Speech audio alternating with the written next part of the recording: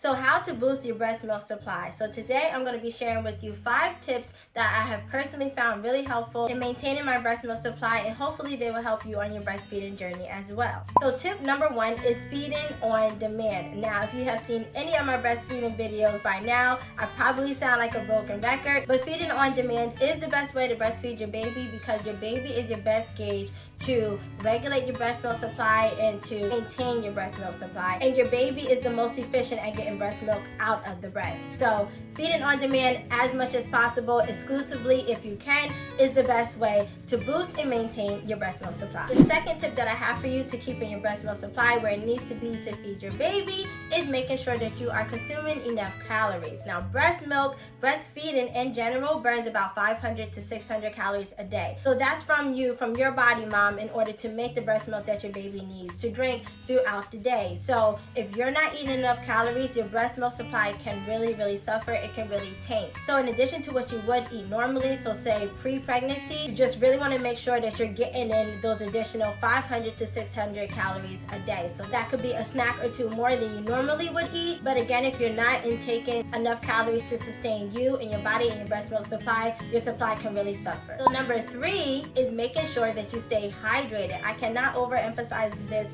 enough, because this was one of the first tips that I got for breastfeeding. It's definitely been one of the things that's helped me the most, because if you are dehydrated, again, your body will not produce enough breast milk for your baby, because keep in mind, breast milk is mostly liquid. It is mostly water. So if you're not taking in enough water, if your body is dehydrated, your breast milk supply will suffer. And this is a really quick fix, so just making sure that you stay hydrated, and then also keeping in mind the other foods and drinks that you may be consuming. So make sure that you're not taking in too much caffeine through your drinks, your coffee, your soda, and make sure that you stay away from salty foods as much as possible so that they don't dehydrate your body.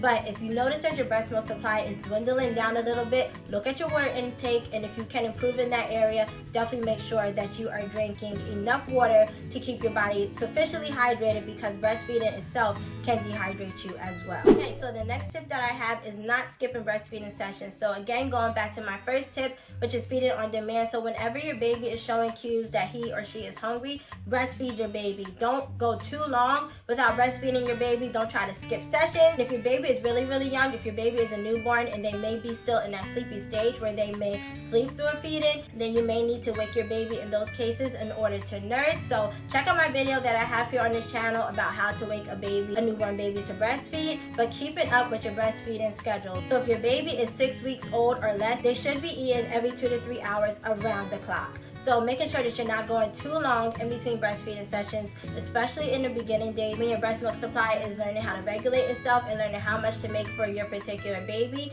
Make sure that you are feeding your baby as often from the breast as you can in order to maintain a good, healthy breast milk supply for you and for your baby. And then number 5 is eliminating stress and practicing self-care. So a lot of things about breastfeeding are biological, but they can also be psychological as well. So if you're too stressed, you may notice a decrease in your milk supply. If you're not getting enough rest, if you're not getting enough sleep, if you're not getting just enough downtime to do things that you enjoy and that calm you down and keep you stress-free, you may notice a reduction in your breast milk supply, and of course that's not what we want. So while you're on your breastfeeding journey, while you're continuing to nurse your child, try to keep your stress levels as low as possible. So whatever self-care looks like for you, I definitely highly encourage you to practice them as often as you can, so that when you breastfeed your baby, there won't be any interruption in the flow of milk from you to your baby. Because believe it or not, your baby can pick up on you being stressed, and then your body itself has its own defense mechanisms in place, so that unfortunately, if you are overstressed,